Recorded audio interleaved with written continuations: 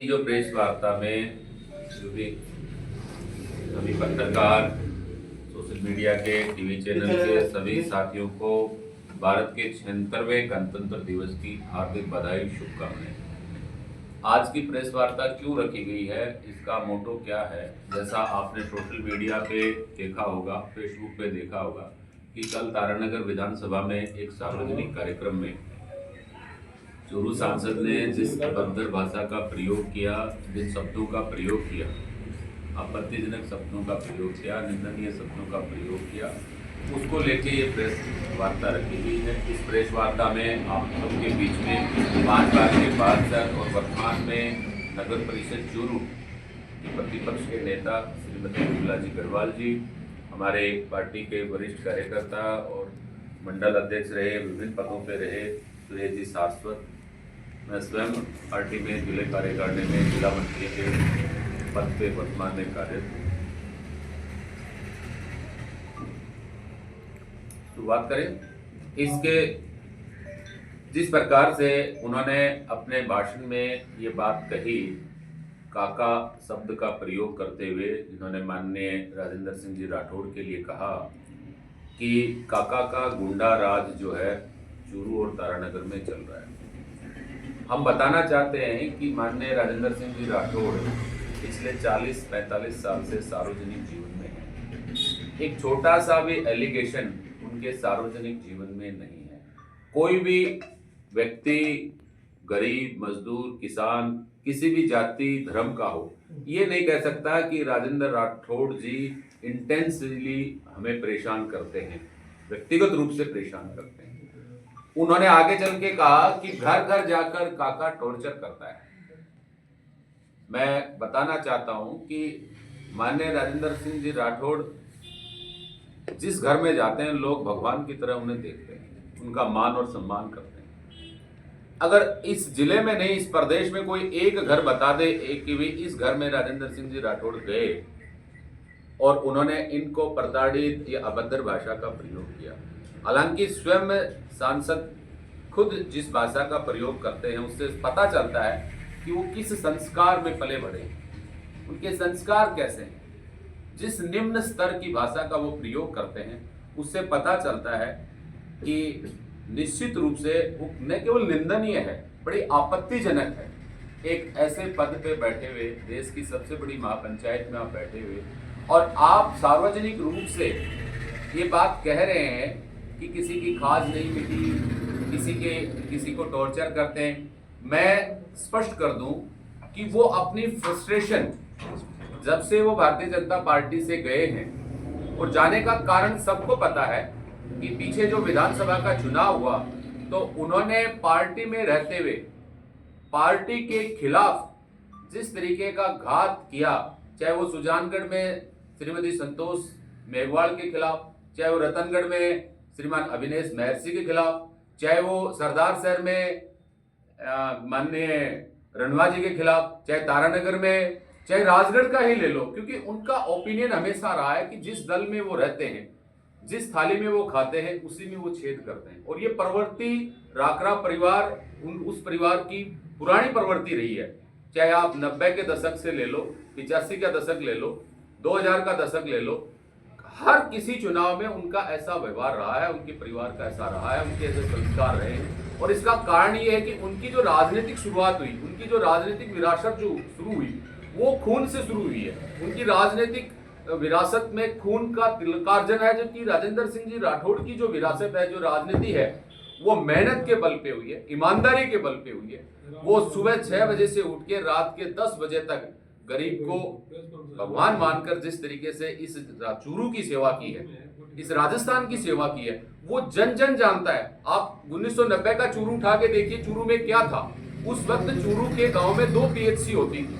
आज चूरू की लगभग पंचायतों में पीएचसी है।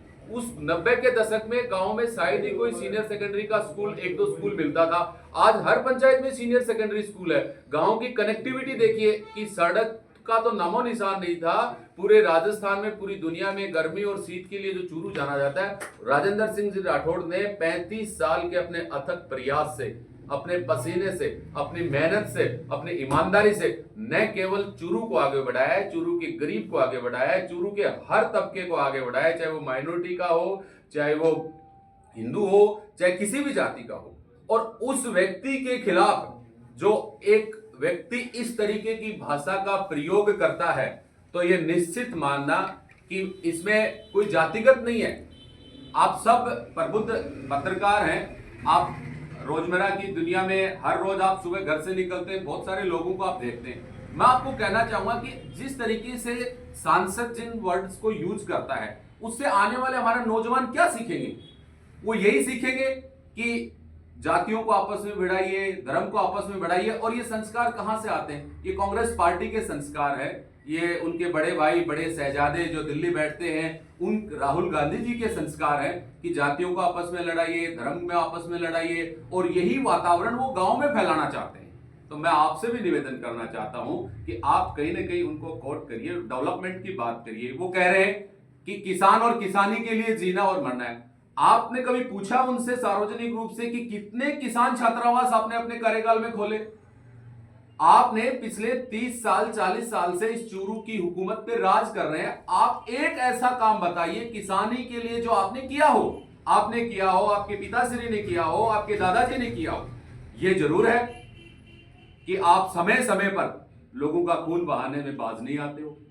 यह जरूर है कि लोगों को नीचा दिखाने में बाज नहीं आते हो। यह जरूर है कि आप जातियों को लड़ाने में बाज नहीं आते हो। और एक मैं जो सबसे महत्वपूर्ण बात आप लोगों से कहना चाहता हूं साथियों, वो महत्वपूर्ण बात यह है कि आज उन्होंने उसी में कहा है कि 48,000 ढाणियों में रोशनी नहीं है, बिजली नहीं है, बिजली पहुंचनी चाहिए। मैं उनको ये कहना चाह रहा हूं कि छोटे शहजादे सांसद जी, 48,000 तो छोड़िए, आप चूरू जिले की आप अगर 4800 ढाणियों के भी नाम बता दें तो मैं आपको राहुल गांधी जी से बड़ा ज्ञानी मानूंगा, जो आलू से सोना पैदा करते हैं।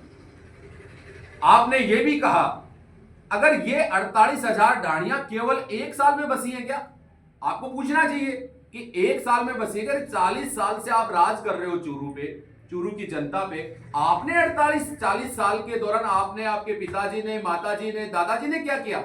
आज अगर वहां बिजली नहीं है तो वो आपके कुकर्मों का फल है, वो आपकी असफलता का प्रतीक है, वो आपके और आपके खानदान के पास गरीब जनता के लिए कोई बेस्ट विजन नहीं था, उसका प्रतीक है। ये बात अलग है कि जनता ने आपको, जनता जनार्दन ने जिताया है, तो जिताने का मतलब ये नहीं होता है कि आप सर्वोपरि हैं, आप बेस्ट हैं।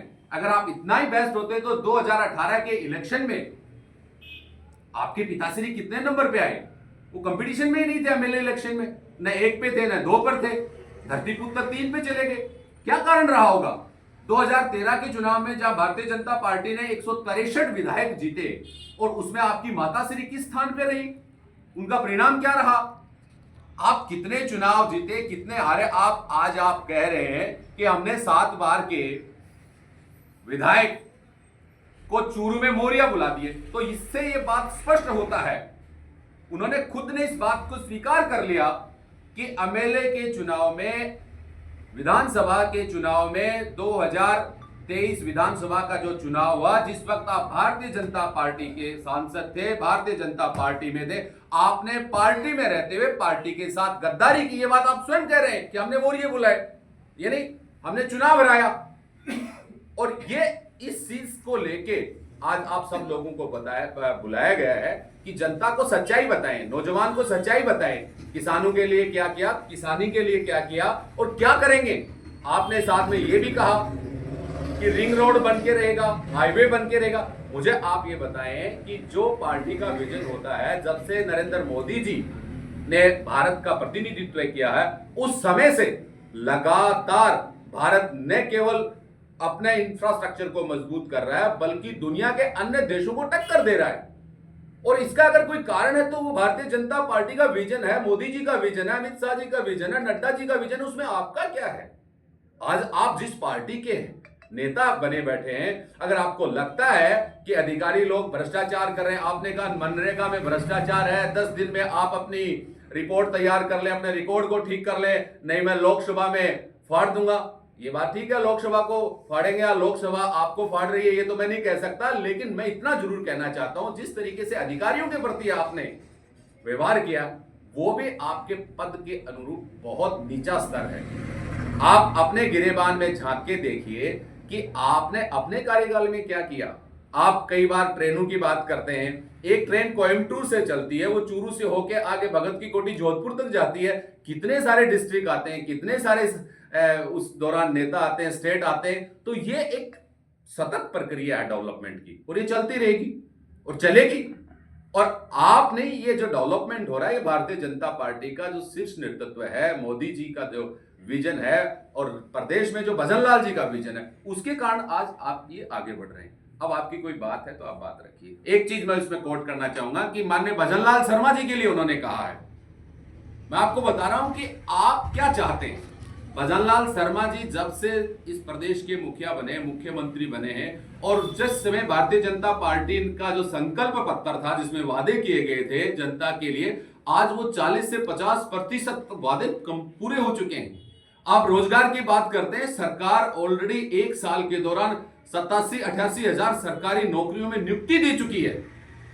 आप कम से कम ये तो देखिए कि पहले अपना रिकॉर्ड तो तैयार करिए, नहीं वही आलू से सोना निकालने वाली बात, वही लाल मिर्ची पैदा करने वाली बात, वही अपने बड़े भाई की चाल पे मत चलिए। थोड़ा सा अंदर झांकिए, थोड़े संस्कारवान बनिए। इस चूरू का प्रतिनिधित्व कह रहे हैं एज ए एमपी के रूप में, इसलिए प्लीज अपनी तरफ भी देखें। अब आपका कोई बात हो तो आप बात रखिए।